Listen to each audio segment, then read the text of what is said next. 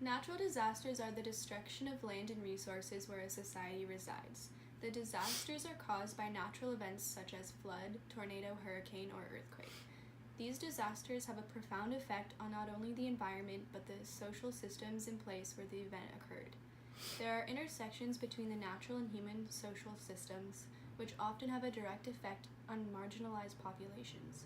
And because of this, when looking at a specific disaster, it's important to look at 3 different effects disasters have on social systems.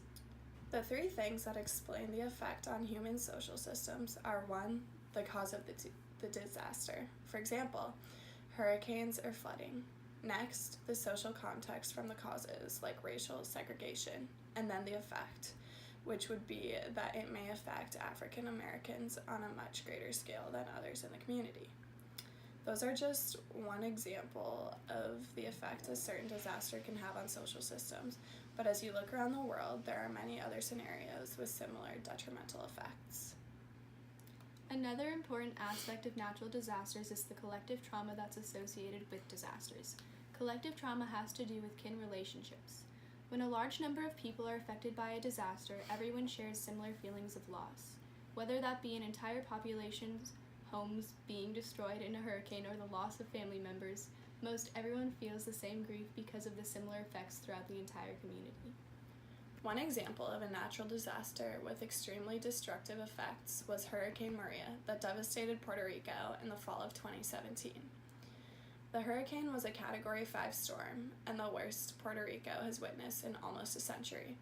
The following clips show the effect this storm had not only on the entire country, but the impact it had on a lot of the smaller, less developed towns as well. Flooding to come. And the satellite image tonight showing Maria's massive size, dwarfing the island. No part of it was spared. ABC's Victor Akendo leading us off from San Juan tonight. Tonight, Maria's direct hit devastating Puerto Rico.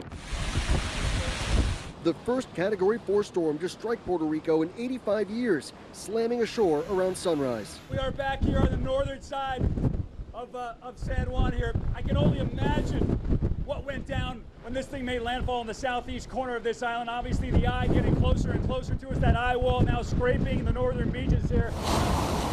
Roofs peeled from buildings, debris flying, structures collapsing.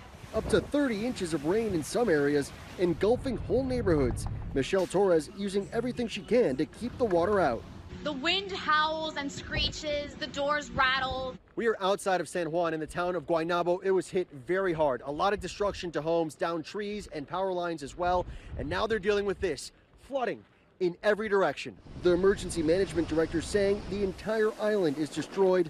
Many of these homes not built to withstand any hurricane, let alone a Category 4. In Yabucoa, Puerto Rico, blue tarps and splintered power poles still litter neighborhoods.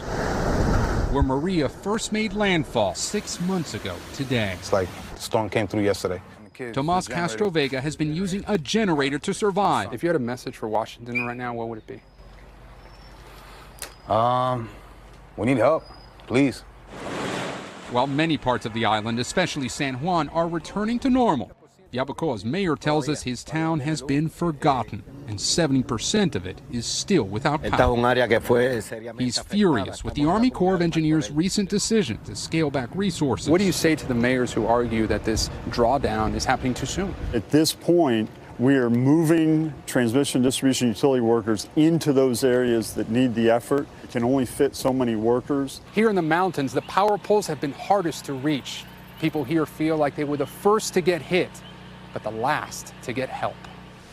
And as the sun falls, it's yet another night in limbo for Joel Roman and his wife. We don't even have hope. Another night where they sit on their porch and wait. We're American citizens and they left us behind. 6 months after Maria, they are in the dark, still. As seen in the videos, the residents in the smaller areas of Puerto Rico are still feeling the effects of the hurricane well after it passed through the country. San Juan is returning to its normal state, while the smaller, more rural communities are still without power. This shows the systematic way the U.S. has chosen to provide more support to the touristy areas that generate more income and leave the surrounding communities feeling helpless. The way we deal with natural disasters need to change because it is leaving countless amounts of people without the aid they need based on their socioeconomic status. One of the ways to combat this is to update housing structures and put more money into finding ways to lessen the damage of natural disasters such as hurricanes and flooding. We need to shift people's mindsets from ignoring what may occur to educating and preparing themselves for the worst case scenario, which will help prevent potential damage of a natural disaster. This would have a greater impact for the future because when they do occur, people will be more prepared and have better resources accessible to both wealthy and rural communities.